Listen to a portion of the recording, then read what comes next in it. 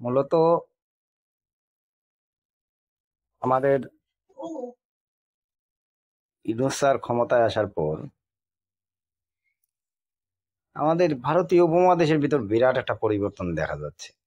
এই যে দেখুন, বাংলাদেশ ভারতের পা চাটা বাদ দিয়ে দিয়েছে, গর্জে উঠেছে পাকিস্তান, নেপাল, ভারত, শ্রীলঙ্কা এরাও কিন্তু ভিন্ন পথ দেখতেছে। এভাবে এই একজন ব্যক্তিত্বের কারণে এই ভারতীয় উপমহাদেশের মধ্যে যারা নিপীড়িত ছিল, যারা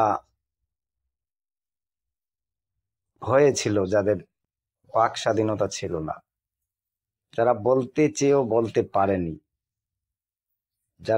তারা জানতো, আইনের ধারা জানতো, কিন্তু বলার মতো সাহস তাদের হয়নি।